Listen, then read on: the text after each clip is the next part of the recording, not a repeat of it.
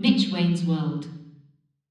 Oh, oh, wait a minute. Welcome back to Mitch Wayne's World, the show where we like to spread misinformation and have a good time. Oh, what are you saying? Having a good time today. It's daylight savings time, which is I don't a lot of people get really upset about whether or not daylight savings time should be a thing or not. A lot of people get upset about a lot of things. And to be honest, I don't really care. I just know that I like when it gets darker later because I like having more sunlight. It makes me feel good. Brings me out of my depression. It makes spring fever happen. The weather's good. Life is good. You know what I'm saying? What is there to complain about? What is there to complain about? So, like I said, we're having a good time. Okay, what are we saying? I've got some things I want to talk about. I feel like a good amount happened this week. Well, a lot's always happening every week, but it's more so things that I want to curate into my life. That I want to have a less stressful, more exciting life filled of enjoyment. Don't we all want that? What do you want? Tell me what you want. Tell me what you really, really want. I wanna. No, dude, something about being able to have, I keep looking over there because my window's open, but something about being able to have the window open and the weather being good and you can hear birds chirping outside and see people walk past. Occasionally just go, "Hey, what are you doing?" And they look at you and they call the police. It's a fun time. It's a really, really good time.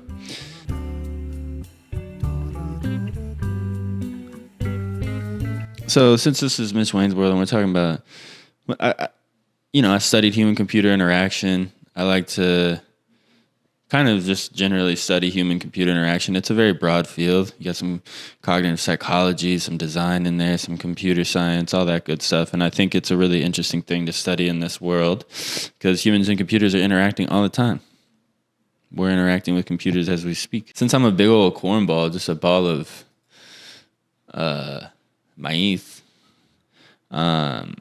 I like to do on this day in history. How can I get this out of my face, bro? All right, sorry. Just making sure everything's set up properly. We don't want any more setbacks, you know what I'm saying? Plenty of setbacks in life. We don't need any more of that. But on this day in history, this is a fun one.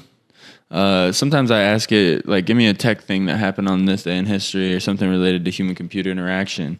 And it'll let me down and be like, there's nothing that's really happened on this day in human-computer interaction, but, good luck figuring that out. And I just have a hard time believing that because computers have been around for 60-some years now. So at this point, we've interacted with them a lot. There's always something.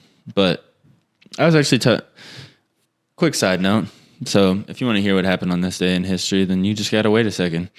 I was talking about this with one of my homies last night, actually. It's like, you ever think about like all the stories that haven't been told? Like how many things that were like super dope things or scary things, bad things that happened, but also all the great things that happened that just like weren't documented, that, the stories that couldn't be told because they just like weren't written down or no one was there to carry it on. It's an interesting concept to me, And it's like it's back to human-computer interaction, the way that we interact with the internet, like we can, it's kind of like this interesting archive of not all of, but a lot of humans' thoughts, interactions with each other, interactions kind of with themselves, all sorts of artwork, everything, all of like human existence basically is being uploaded into this hive mind. And that's kind of scary, but also kind of dope. So, bro, my neighbors be knocking me off my vibe. Like, I get so confused whenever I start hearing noises like someone's about to break into my apartment. But, yeah, just all the stories that haven't been told. And, people all the time in this day and age will be like, not everyone has to have an opinion to share. And, I agree. I think people complain about a lot. People share a lot of dumb stuff like that. But also, there's a lot of cool stories to be told, like a lot. And some of the coolest stories that should be told, like there's this thing that have noticed, but people who don't live the coolest lives often have to project the most. So like, I'll never forget, like, probably 2016 to 20. I mean, I'm sure there's still people that do this, but 2016 to 2019 was like when hype beasts and influencer culture was like really starting to like blossom. And I'll never forget. And there's something to going and taking pictures for artistic expression. But then there's also something to like, I remember when blurry photos started to become a thing, and I got excited because it was like, you know, serendipity is something that you can't necessarily capture on camera. And serendipity is like the magic of life, like moments that just happen. And you can kind of recount them, but it's very hard to capture them. And the more that you create this like inauthentic way of being and try to like do everything for the post, and I'm not saying anything new, it's just I don't know, interesting. But the more you do that, the less you end up actually doing dope stuff. The more you end up kind of just faking it and not making it, you know? That's kind of the thing. So take your pictures, do your dance, but be serendipitous, you know what I'm saying? Word of the day, serendipity. Serendipitous Samuel is what I'm going to go by. But on this day in history, Alexander Graham Bell made the first successful telephone call, which usually, again, ChatGPT, not usually, sometimes ChatGPT be giving me some nonsense about, what happened on this day in history. But this is what ChatGPT has to say. Today in tech history, on March 10th, 1876, Alexander Graham Bell made the first successful telephone call. He famously said to his assistant, Thomas Watson, not the guy from IBM, I looked that up, I was going to be like, whoa, wait a minute. But that's cool that two dudes who are, groundbreakers share the same name. Mr. Watson, come here. I want to see you. Mr. Watson? Mr. Bell? Do you have something you'd like to share with us? This moment marked a monumental breakthrough in communication technology and laid the foundation for modern telecommunications industry. Bell's invention dramatically changed how people interact with each other over distances, ultimately leading to the development of global communication networks we rely on today. This event not only signifies a pivotal moment in the history of technology, but also illustrates the impact of human-computer interaction by transforming how humans connect and communicate. So that was about 150 years ago. We got the first phone call. And I don't know. Actually, that kind of seemed like sometimes things develop so rapidly and sometimes things develop kind of on pace. Like when you think, I mean, it's incredible that we've, created smartphones and all that. But 150 years with everything that happened, it kind of makes sense. It's pretty dope though. I asked ChatGPT also to make a pixel art of that, and it's not showing up. Wait a minute, bro. Oh, okay, there you go. Pretty nice. ChatGPT does the best with pixel art, in my opinion. If someone else wants to disagree with that, then disagree with me. I don't know, bro. But that's Mr. Graham Bell right there saying, Mr. Watson, come here to see you. It has a hard time with writing words still. It's gotten better, but, Dude, I'm sure that's got to be in a museum somewhere. Where is this phone located? Can you make a call on this phone still? That would be cool. You should show people how that works. I bet it was dog quality, just absolutely trash. But I don't know. That's pretty dope when you think about how far we've come and how important just the ability to communicate over long distance like that. Like none of us can even imagine a world really without that. I mean, I guess no, none of us really can, because even like our parents and stuff, they still had cell phones. I was also talking about this, but the constant connection, and this kind of goes into this whole like thesis that I'm building around what I want this human computer interaction thesis just sounds so pretentious. Idea that I'm building in my head, but Times New Roman technology, that's like my thing. And not my thing, but well, kind of, but the idea that like before all this constant connection, like technology is probably best used in sprints.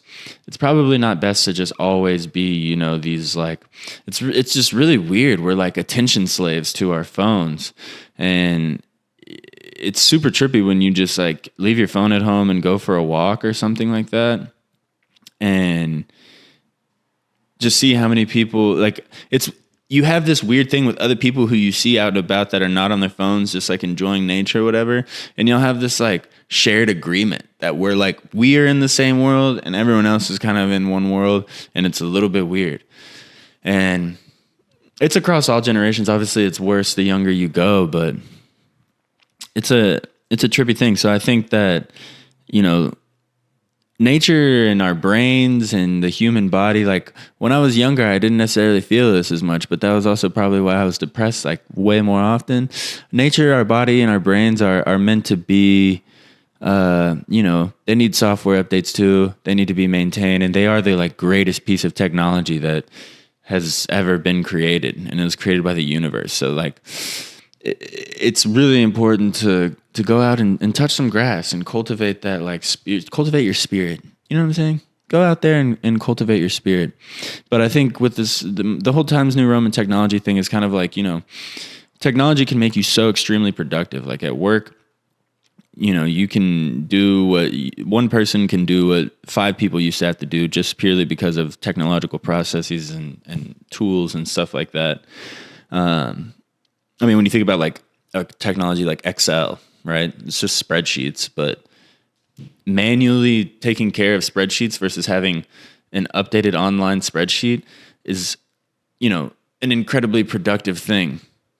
Twitter, being able to share ideas and look at cool videos, look at even crazy bad things that are happening. Like, trauma porn is a real thing, but also being aware of like what's out there in the world. Like there's a level of that's pretty useful, in my opinion. It's good to be able to ponder and think about. But then again, when you become an attention slave, if your soul like is just kind of sucked from your body, and you're willingly doing that. So I want to develop this idea more and really turn it into something that like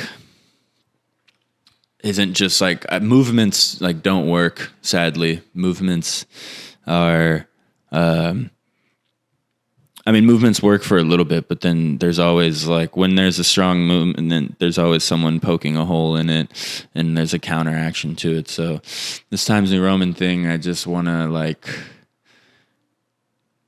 create a system or something where people can have an incentive to kind of clock out of their technology. And using technology in sprints, like, at work or things like that, and then like really unplugging. And, how do we set up a world for that? It almost like you can see, how like public parks have degraded and things like that in most major cities in the US, and a lot of just like public things in general. And, a lot of that has to do with income inequality, wealth gaps, taxes, da-da-da-da-da. But also a lot of that has to do with the fact that we don't care about the physical environment nearly as much.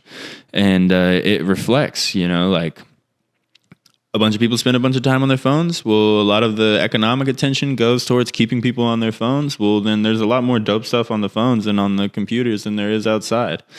And I'm overgeneralizing, but, and also too, like new spaces are so built around technology and screens and keeping you like engaged in this way. And I think there's a balance. I love technology. I think it is the engine that keeps society moving forward, and we don't have like anything else to do but create technology as human beings. It's like almost our purpose, if there is one. But to have your soul sucked away by anything, But there's just so many things. There's shopping addiction, there's porn addiction, there's gambling addiction. Whatever addiction you have, you can go on the internet and force multiply it by a crazy amount. So I don't really have any crazy insights on that other than just like what other people have already said. But no one's...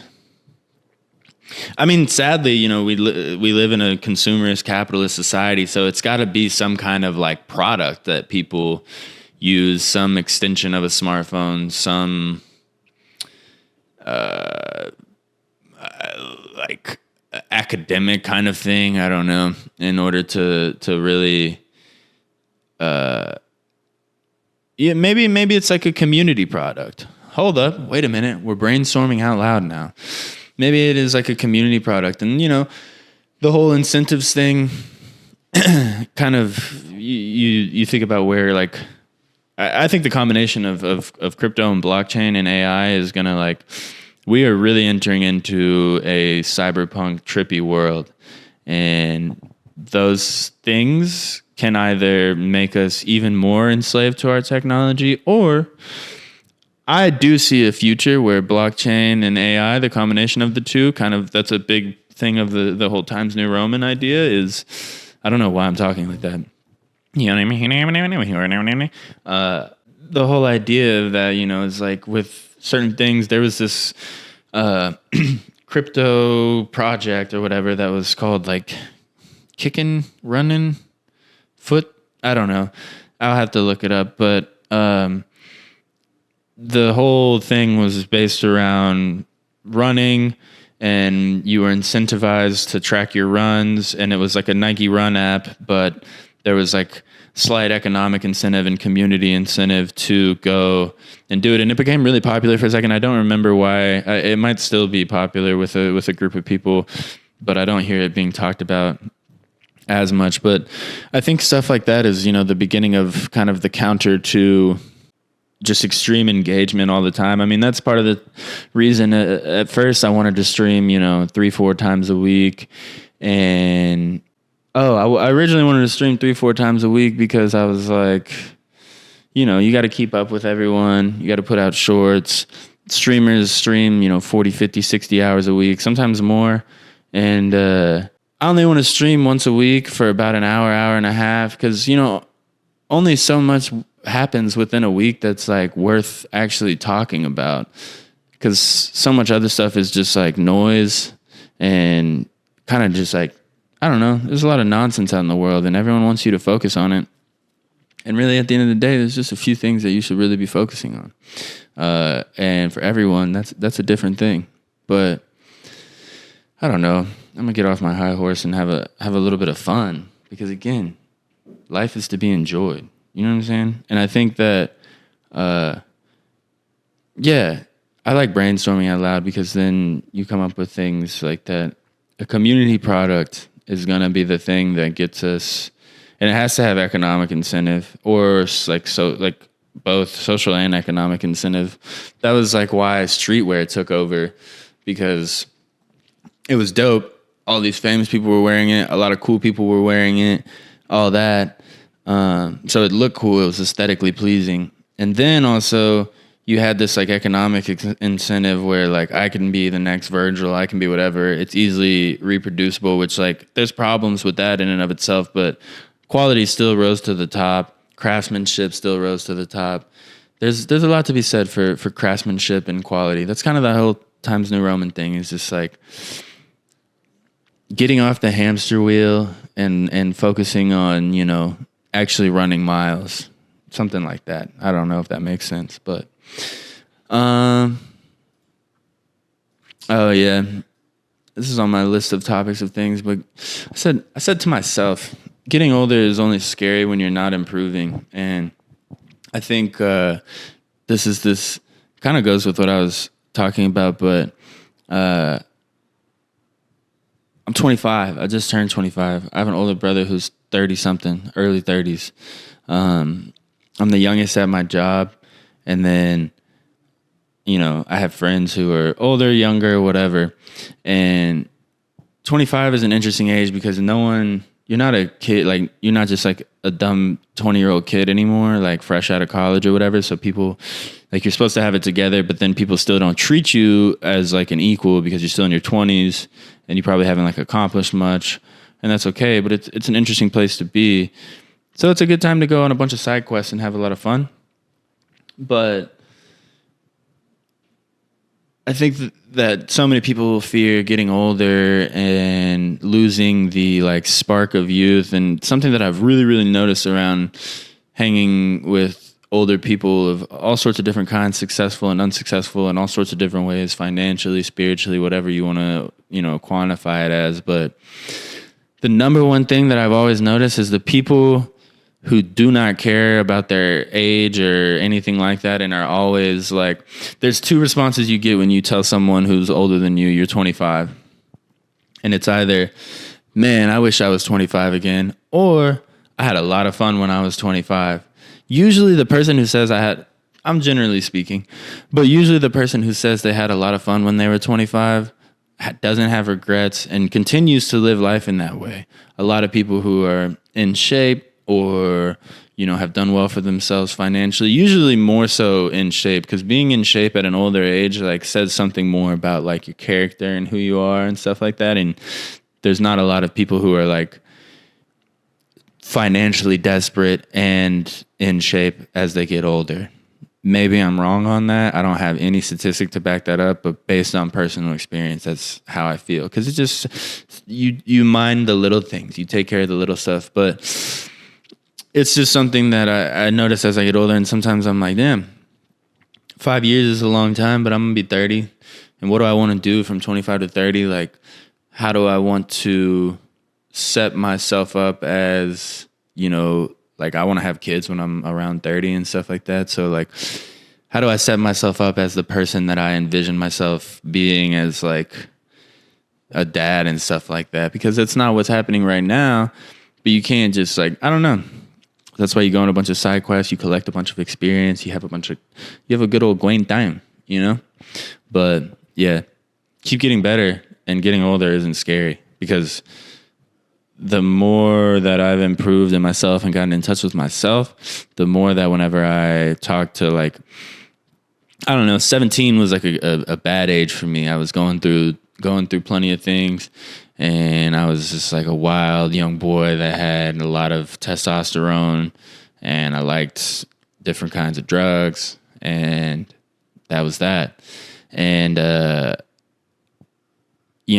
when I see someone who's in that stage of their life or whatever, a few years ago, I felt this like weird animosity of like dumbass 17-year-old, blah, blah, blah. And now I'm still like, dumbass 17-year-old, but I'm like, you'll be all right. Just chill out and you'll be all right. Trust me. Use that energy in a better way. But I only have really felt that way since I started improving myself, and just in small ways, but like being honest with yourself in all sorts of different ways is an important thing. And I didn't learn that on my own. Someone taught me. An important person taught that to me. But yeah, keep improving, and then you won't be scared about getting old. Even my father, I don't like to speak about my personal life a whole lot, but my father, for those of you that know him, you know him.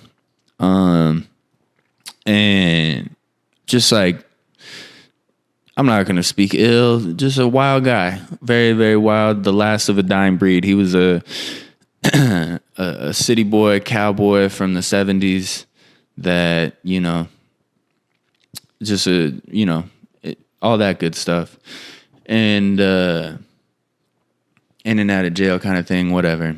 Sorry, Pops. But now we have a good relationship, and it's really interesting. He takes care of himself. This dude is 60-something, and he doesn't have a crazy six-pack, but like I saw him the other day, and he was in shape. He looked good, and he had like definition in his stomach. We're talking about someone who's drank his whole life, eating pretty well, but like the way that this fool has taken care of himself in a bunch of different ways in this part of his life has reflected so much on the way that he treats other people and the way that he conceptualizes just everything, the way he approaches all these different situations. And it's weird because that's my dad, and we have all of our different feelings towards our parents and stuff like that.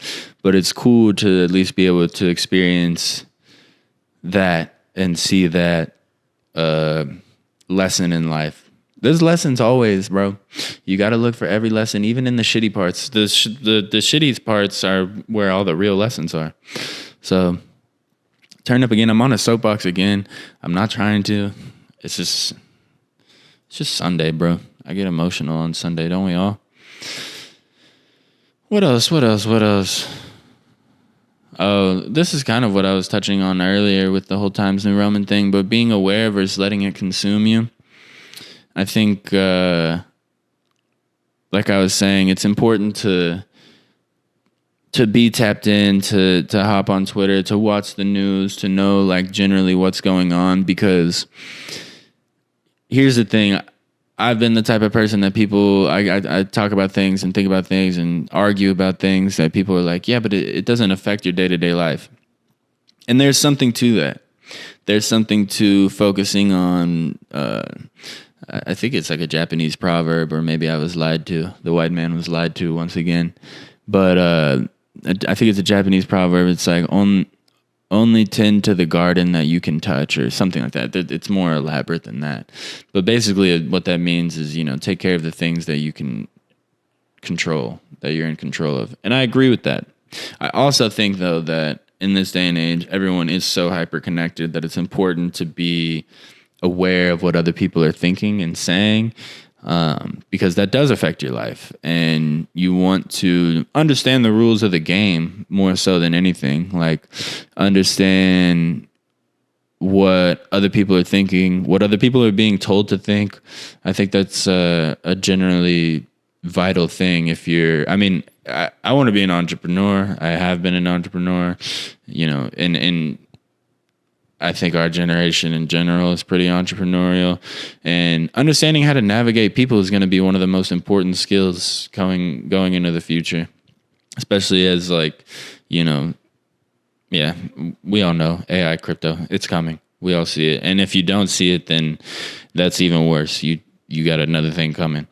But navigating people, understanding what people want, understanding what you want. I think that's a really hard thing, is people don't necessarily even understand what they want in their own regard.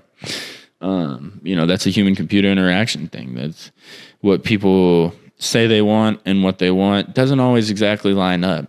And understanding how to make people happy, not get screwed over, all that stuff, is important. And I think that being aware and understanding the tide of social dynamics is good.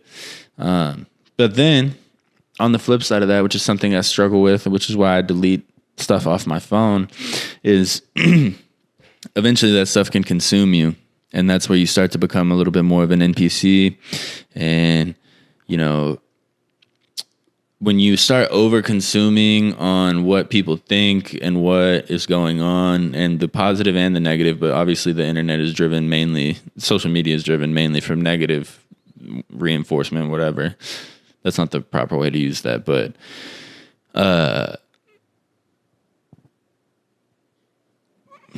bro, I just had a complete mind blank. That is crazy. Isn't it insane? I was just talking straight. My tongue wouldn't stop. It started hurting, and then my mind just absolutely blanks.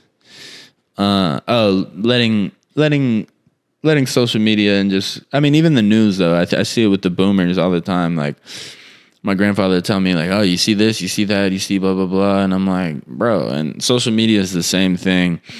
And again, it's like, okay, cool. That's what people think, or some people think. If they're not be like, if something's coming for you, then be ready, do something, prepare yourself. But outside of that, you start to look at people differently, and you start to treat people that you don't even know as an enemy.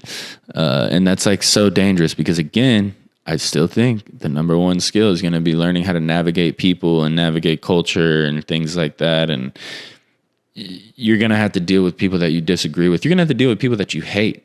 And you're going to have to make those people like you.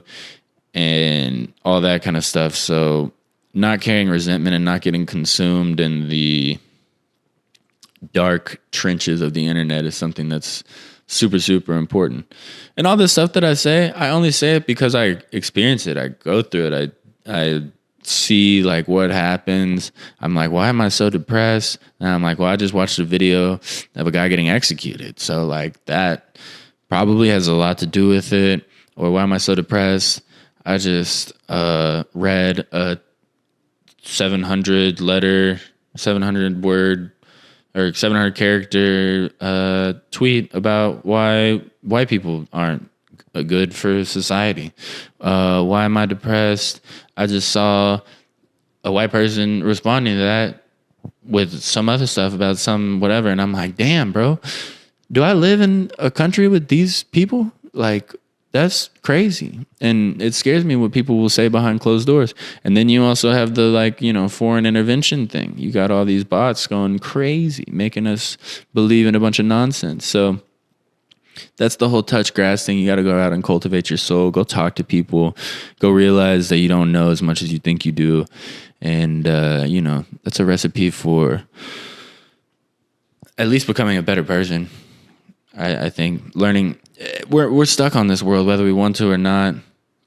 You shouldn't, unalive yourself.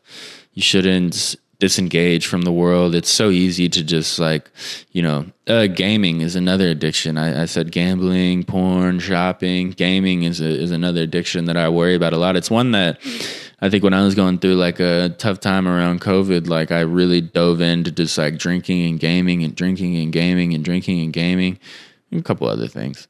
But it, like, first of all, I got fat as hell. Second of all, it was just this like dopamine, shower that I was drowning in. Yeah. If you ever drown in a shower, you're a dumbass. So, you could be like me. You could just drown in the shower. But I was drenched in dopamine, you know what I'm saying? Decked out in dopamine, boy. And that shit is depressing. And I don't remember just being consumed by information addiction, gaming addiction, whatever it may be. We're all just a bunch of junkies, bro.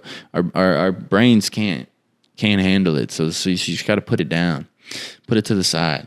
Let it breathe. You know what I'm saying? Sometimes the best thing to do is just let it breathe. And yeah, let it breathe. So serendipity and let it breathe. That's what we're doing today. We're serendipitously letting it breathe. I'm writing this down because I want to remember the thoughts that we shared together today. Because that's what life's about. I mean, that's like when you get into religion and stuff like that and spirituality, which I think is also an important practice. It doesn't matter necessarily what religion you follow or things like that, but having a spiritual practice where you're in touch with a higher power is crucial to. Sorry, I'm finishing writing down these shower thoughts we just shared together while I was drowning in the shower. But I just completely stopped in the middle of what I was saying. Once again, marijuana is not good for you, boys and girls. I'm telling you that. I mean, it can be, but it can also be limiting. Another addiction. Everyone just, we're just a bunch of junkies. It's all right, though. We'll get it together. That's kind of also, too, what makes us great is addiction.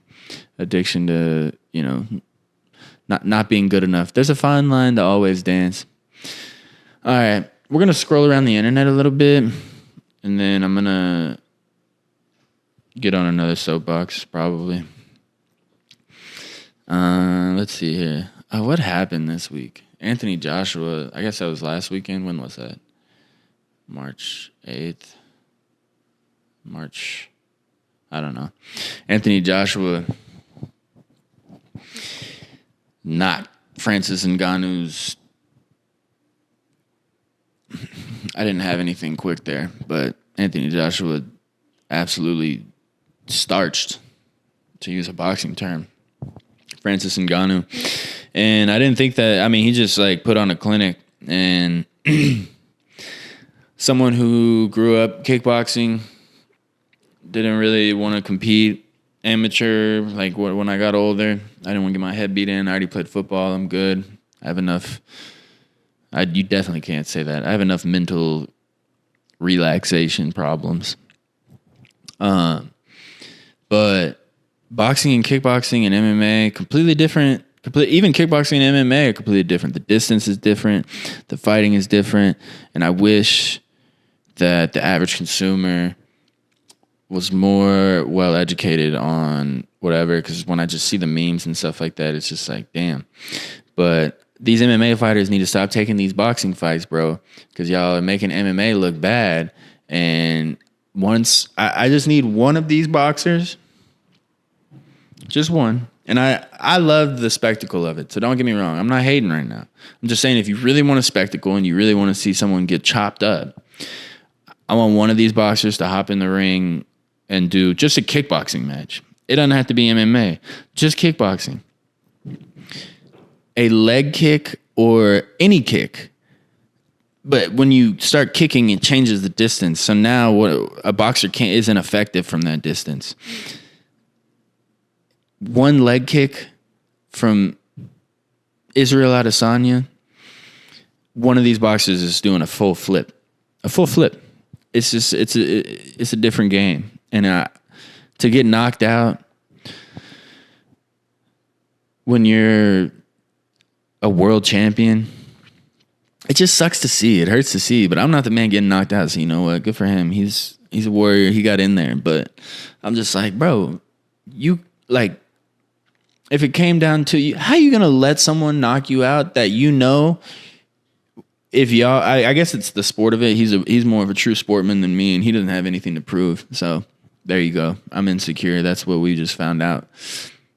But I'm just saying, like, he could demolish him. If it was a fight, it would be really sad. I mean, probably, unless a boxer's really good and understands, distance and stuff like that. Who knows? But yeah, Anthony Joshua got his for sure. I need to see that Tyson Fury fight. I don't know if that'll ever happen, but it is what it is. And then I had them UFC fights last night.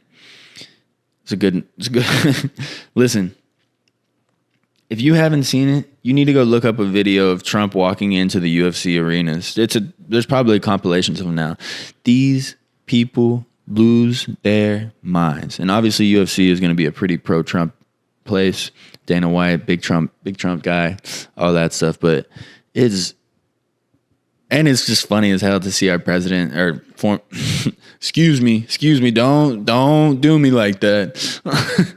See our former president, the Republican presidential nominee, go to a UFC fight and be treated like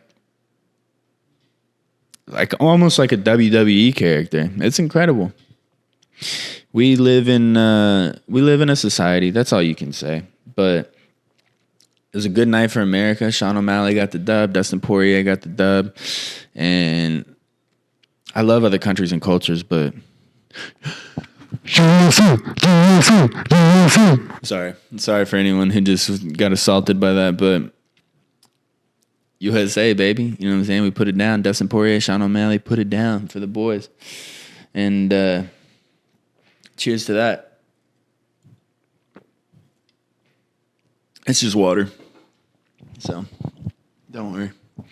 But I didn't really watch the fights. I just saw the highlights. I saw Sean O'Malley put his knee through the back of Chito Vera's head. And that was pretty crazy. And I saw Dustin Poirier just knock out a Frenchman like he's not from Louisiana. There was some history to that. He did not fuck with that.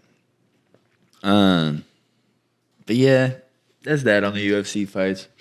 What should we do next? Should we talk about let's look at these graphs. Who wants to look at some graphs with me? Come on, everybody, let's look at some graphs. This is from, again, that site Visual Capitalist. You should really check them out. Subscribe to their email address. They have no clue who I am, and I hope that one day they do so that they can maybe give me some bread. But they make a bunch of dope visualizations on random stuff, cool capitalist things. And this one we have airlines with the most plane crashes. And kind of surprised me. So up top, Air France. I'm not from France. I've never been to France. I've never flown Air France. I don't know anything about Air France.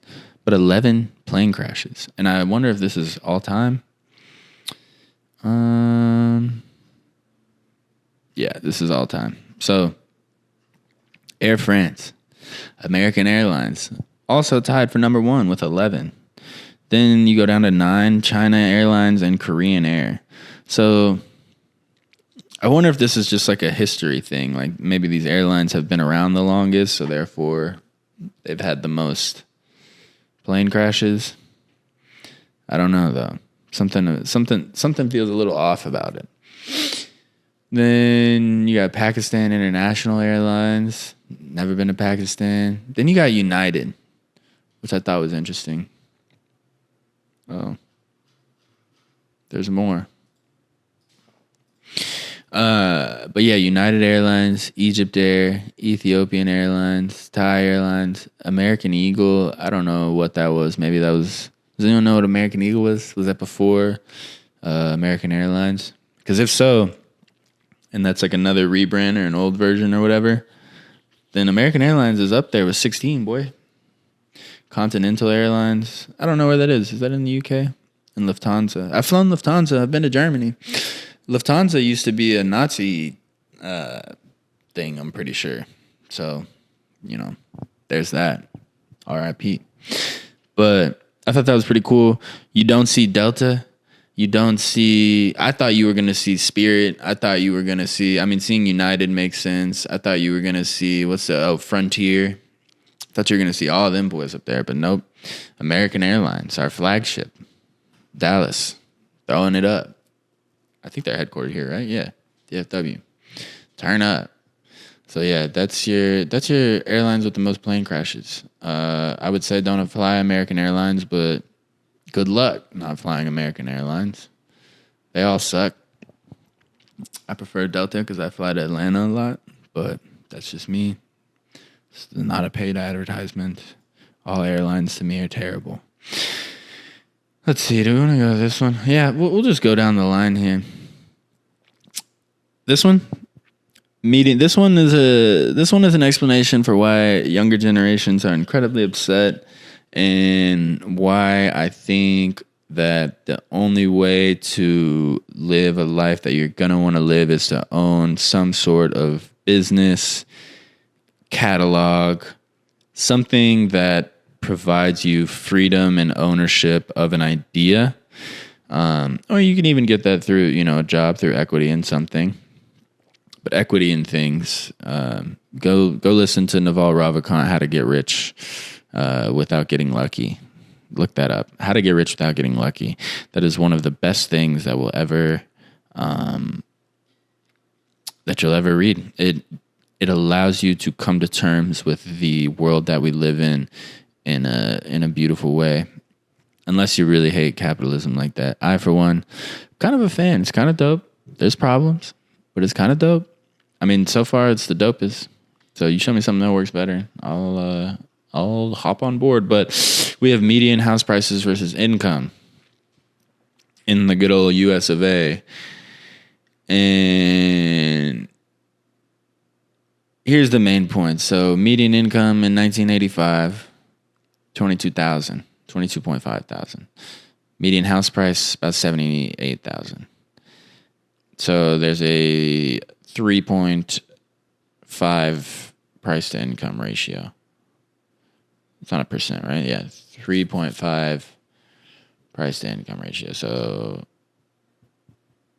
sorry, my finance brain is not working right now. But yeah, in order to buy a house, you had to save up for 3.5 years. Let's say that a full year's income. So then you see it keeps going up. 2008, it pops down a little bit. And then it really starts to shoot up around 2017, 2018. And then obviously post-COVID, it's like, good luck. Now, that's the blue line. Really shoots up. Looks like Apple stock. The green line, that's where things get a little bit upsetting. Median income. So household price rose from 78,000 to 433,000 in 2022. Median sales price for a home was 433,000. I think it went up in 2023. I think not by a lot, but still in 2023. So that's about a 5 times increase for the price of a home. In 2023, the median household income is about 75,000. So to go from, let's call it 23,000 to 75,000, our median income has 3x. Oh, that's great, right? Well, median house price has 5x. And that's again, when you're starting off at a higher thing anyways, that's a huge multiple.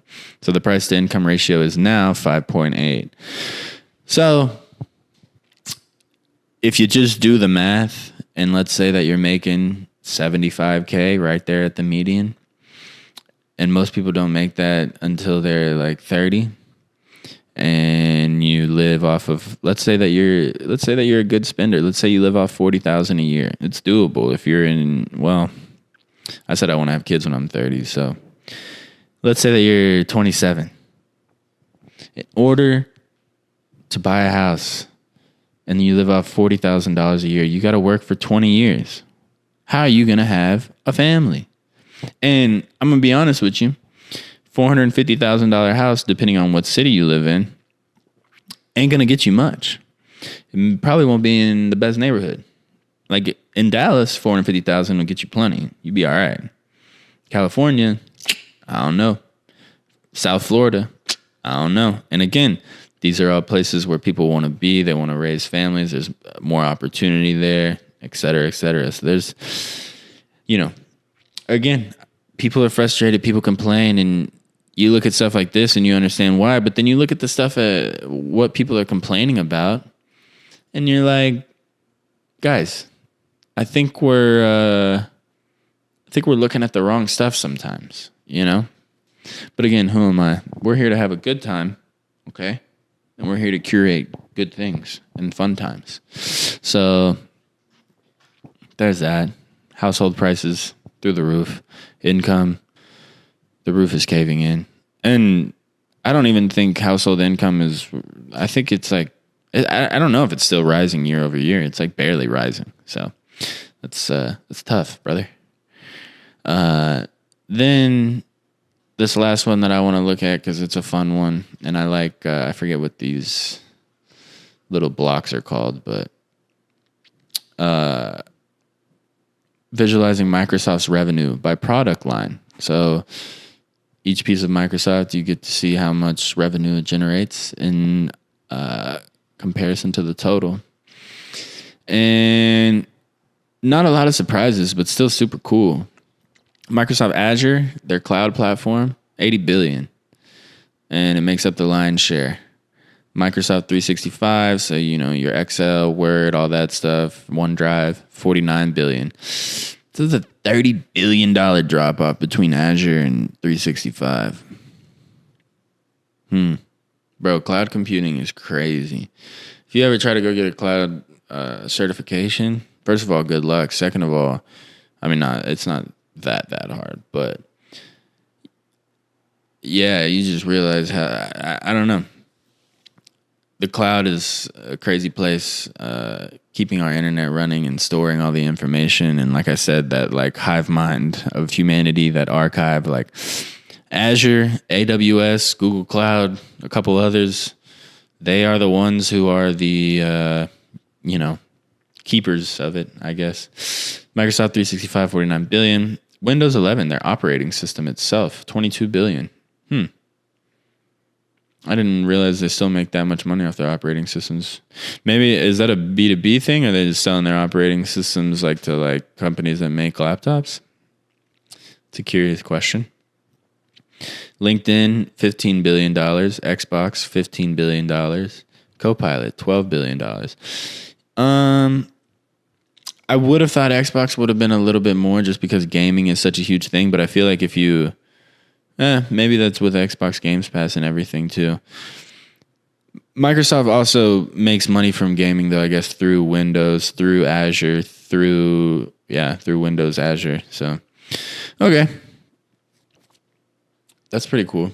When I say that, I mean like the operating system when you're gaming is Windows. Azure is the cloud service that probably, I'm sure a lot of big game companies use Azure in some form or fashion. So that's that. We're having a good time today, huh? Good old time. 51 minutes, guys. Mitch Wayne's World is about to come to an end. I'm about to go puff me a fat one, and then I'm gonna go to a little coffee shop and I'm gonna edit this. I need to start getting back into editing things because again, there's something to the whole. Oh, look at this accidental transition. There's something to craftsmanship. And I'm getting really interested in what like the Americana aesthetic, this like cool cowboy. I mean, the original Americana aesthetic was like the like 1970s rock and roll cowboy, whatever. And we're post like Hypebeast era, which Hypebeast era was cool. I was kind of a Hypebeast. I resold shoes and wore Supreme. Kind of. I wore a little Off-White and thing. R.I.P. Virgil. But the aesthetic that like as a culture America is developing. First of all, when I say actually developing, I mean like what people are really wearing on a day-to-day basis. I don't mean what like is going on at fashion shows, because I think we can all agree that a majority of people don't give a damn about what's going on at fashion shows, and a very small majority of that stuff is actually like functional. You would wear that on a day-to-day basis. That's just my opinion as someone who was pretty balls deep in fashion. Not balls deep. I was probably like quarter shaft in, but that's just my opinion. The aesthetic of American culture is now, with country kind of coming back, rock kind of coming back, hip hop was at the very top, and then it's kind of like found its like rock, pop, whatever avenue where hip hop is now like, it's not in everything all the time, but it's still extremely popular. And so we have this cool fusion. Country's been coming back. We have this cool fusion of like Americana 2.0. And I'm like really interested in this, like, the architecture that's kind of, there's an aesthetic that's developing right now, and it's developing in real time. And something that I'm a huge fan of, like the whole retro future concept. I've always wanted to kit out like a 89 Testarossa, Ferrari Testarossa.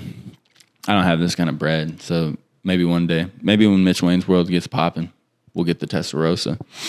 But and keep the classic body and everything, but then make it like all techie inside, but keep like the classic driving feel. Just because I think the retro future concept is super dope. That's kind of like that's the whole Times New Roman thing. I think like 90s car design was super dope. And then like 2010s architecture for the most part. When things got too modern, it got a little weird, but like that like kind of cross between like modern French style architecture. I'm a big fan. And so with that, I've noticed a trend within car design that I'm really, really enjoying. A lot of like mid-size SUVs are coming into this like cool retro future design era. And I want to look at some because This is the design aesthetic that I don't, again, it's like retro future Americana kind of, maybe is that what we would call this? That's what I'm gonna call it. I'm gonna call it retro future Americana. We're having a good time today. How many times am I gonna have to say that for you to understand? You understand? We're having a good time. Please understand. But I want to look at some of these SUVs that are kind of dope. Because I like looking at fun design stuff. So this Land Cruiser, the Land Cruiser used to be like the ultra premier Toyota. Land Cruisers are dope, bro. They last for forever. I was like, why do you think like in all these like, hey, you know what? We're going there. All these war-torn countries, you know what they're using? They're using Land Cruisers and Tacomas with turrets on the back of them to go and do whatever business that they're trying to accomplish. You know what I'm saying? And that's a testament to the durability of these damn things. And so now we got this new Land Cruiser. Bro, that is a sexy car. Like, look at that. It's got this like 90s boxy feel to it. I love boxy SUVs, but it's got these, you know, like this is very retro future in my opinion. It's like Hummer-ish. It's got, you know, the writing instead of the emblem. I was not a fan of that at first, but I like it. It's beautiful, bro. And I like this new space gray that a lot of companies are coming out with. Well, they don't really have one, but they should though. Toyota does have one. And then hold on. Let's see if we can look at the inside, because the inside of this hoe looks so clean. Yeah, it just is like I would go on a lot of adventures in this car. Okay, a lot of adventures, and then another car that's very similar. I just love seeing. Like, I think again, as a culture, we kind of just push towards aesthetic, and this is why capitalism has many flaws. It also has many features, and its ability to develop or like capitalize on a cultural trend and push like culture and stuff like that, and how like people are incentivized to push things forward and shake up stuff and come up with new ideas, and not even new ideas, retro future, revitalizing old ideas, stuff like that. I think it's super dope. I think it's super, super dope. And capitalism is a huge driver of that, because capitalism is also a huge driver of waste. Because in the pursuit of cool things, dope things, whatever, there's a lot of miss, you know? It's like MLB, like a 300 batting average, you're killing it. You're doing great when it comes to the world of designing technology. But this Bronco, y'all have seen the Bronco. We all know the Bronco. Shout out OJ. Hello to the world. Not shout out OJ. Should I shout out? I don't think I should shout out anyone who's been, you know, listen, we're just going to talk about the Bronco. Nice boxy look. It's pretty. I like a boxy SUV. It looks similar to the Land Cruiser. I like fun whips. And that's a fun whip. Okay. The cool thing too about this day and age is like, you can. I'm gonna finish talking about this, and then we're gonna talk about how there is no more mainstream aesthetic. So, Bronco was another one, and then this new Rivian, the Tesla competitor, it's a little different, but I like this style of car a lot. And like, I don't know. It's just simple. This is an expensive one though. But this is a future I can get behind. You know what I'm saying? I can get behind a retro future where we take the principles that are timeless, that we understand, work, that, you know, humans have a certain thing. Like our brains are wired to like certain things and dislike certain things, and we have wide varieties of tastes, which I'm gonna talk about in a second. So that's the new Rivian R3. Got that front pocket carry. You know what I'm saying, boy. And then I like these new steering wheels. How they're like kind of square almost. I think that's dope. I want a little square wheel. You know what I'm saying? And then you got of course the nav pad, these new iPads that are coming in all these cars. That's a pretty car, bro. That's a pretty car. I would love to ride around in one of those. Probably not my first choice, just because it's, new and not like a brand like Toyota or Ford. You at least know what you're getting. You know how to deal with them. That's just me personally. But this is a dope car. And then, the other one that's kind of similar to this is the Land Rover Defender. Kind of ugly though compared to the other two, in my opinion. And Land Rovers are just like I'll never say never, but I would never drive a Land Rover, Range Rover, or anything like that because they're just so expensive to maintain, bro. You can't just be out here running your pockets like that. Even rich people, when they have them, I'm like, bro, you're smarter than that. You're better than that. But this is the last two I want to talk about. And it's cool to see American car companies doing this. I love America, brother. All right. I like when we make cool things. I like when we do the right thing. And it seems like recently we haven't been doing the right thing a lot. All right. And so as a people, when we do the right thing and we make cool stuff, I'm excited. And this car is the car that I think is super dope. It's a entry level SUV. I think they're calling these SUV coupes. But this design is dope, and it's an entry level car. It's way more affordable than the other ones we were just looking at, and it's a Buick.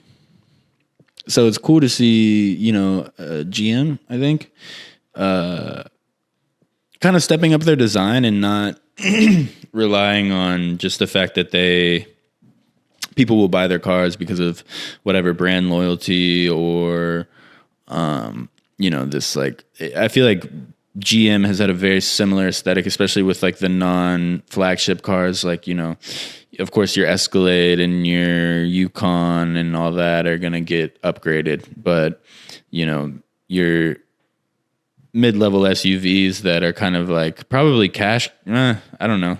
I don't know how the car business necessarily works, but paying design attention to this is super important in my opinion, because I don't think that good design should be limited to people with money. I think that's like a huge problem we have. Again, so I was just talking all this capitalism. That is a flaw of capitalism that, people with money have way more access to luxury. And I don't think luxury and money should necessarily be tied to each other. That's just my opinion.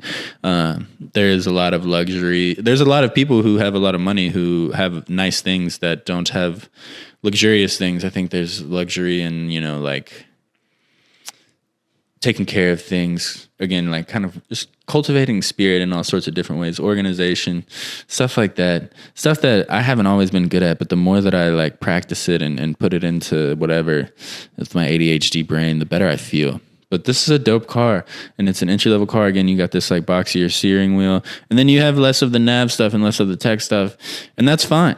Some people will actually like that more, but I think that's a great way. Like, again, aesthetics can change people, and that's, I think, why like taking care of yourself and being fit is important, because when you're more aesthetically appealing to yourself, you're going to think of yourself differently. When you have aesthetically appealing things, you're going to think of yourself differently.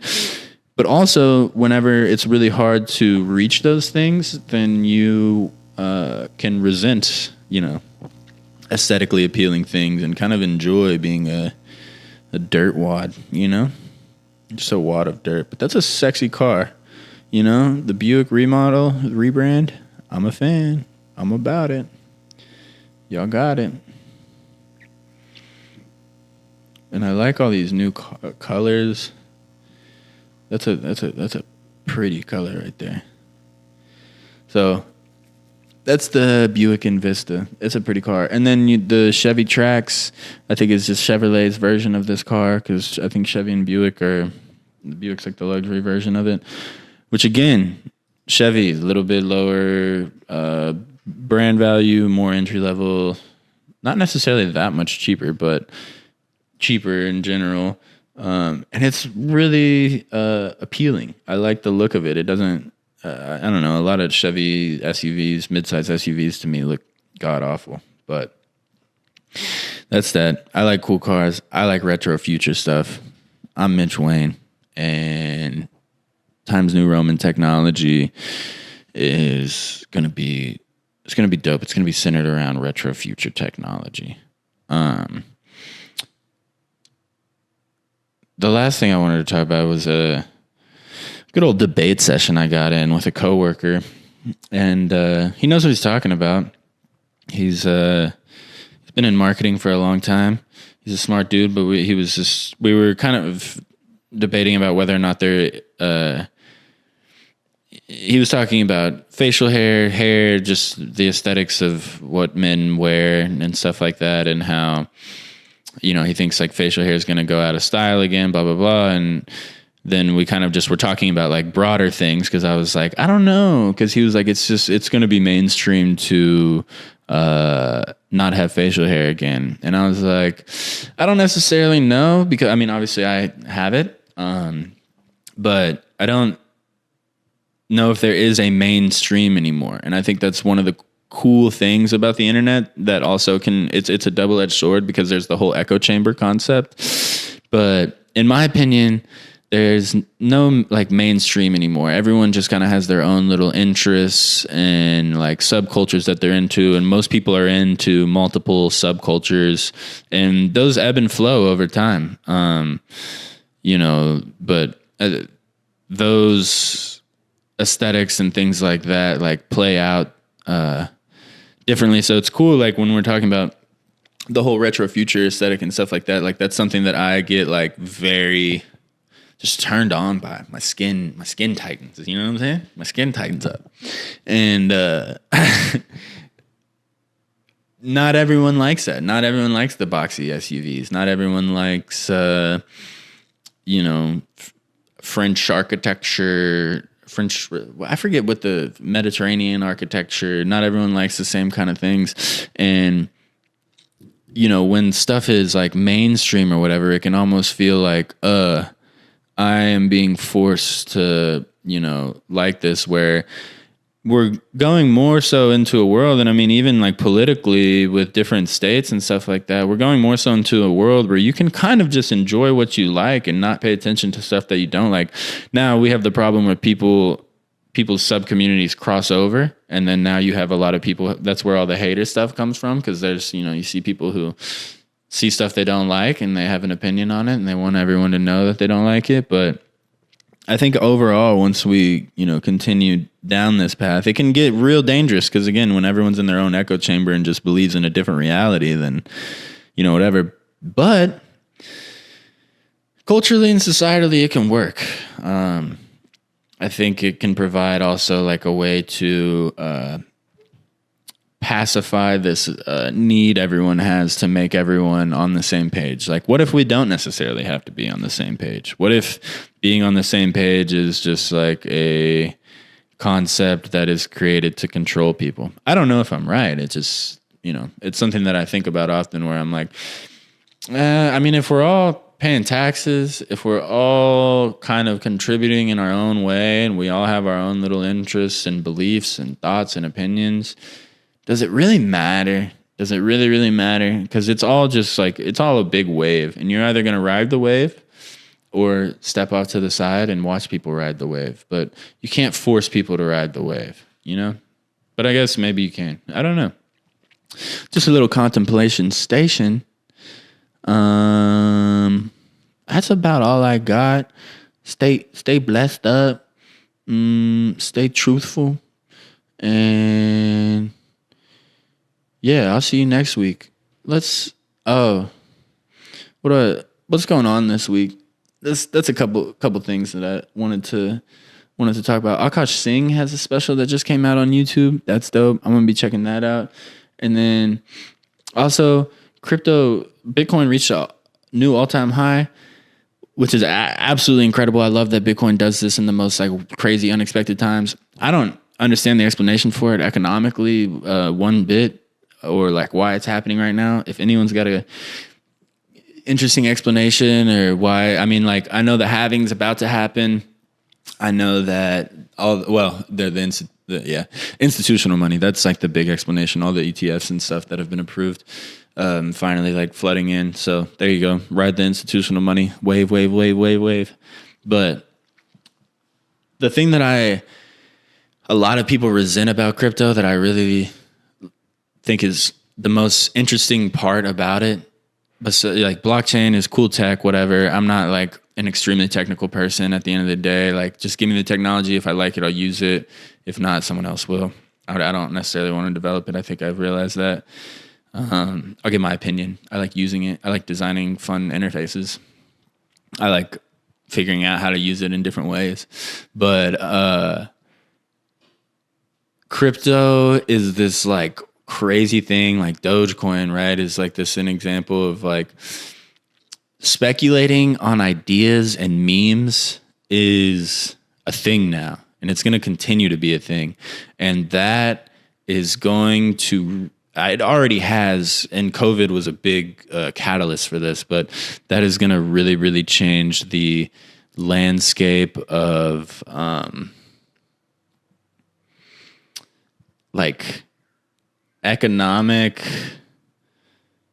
not incentive, that's like too simple of a term. It's going to change the way that we perceive economics. It's going to change the way that we like, you know, our generation already doesn't really believe in like the social security system, all that kind of stuff. And we like betting on memes and there's like, you know, I'm seeing gambling come back, and I don't necessarily agree with this stuff. But again, I'm going to ride the wave. It's not my crusade to go against certain things. And I think it's really cool that you can literally speculate on ideas and memes, and a lot of people are going to get burned in that process. And that is just survival of the fittest, sadly. So with that, I'm going to say go get fit and go survive, but don't just survive, thrive. You know what I'm saying? Okay. It's been Mitch Wayne's World. Have a good day. Mitch Wayne's World.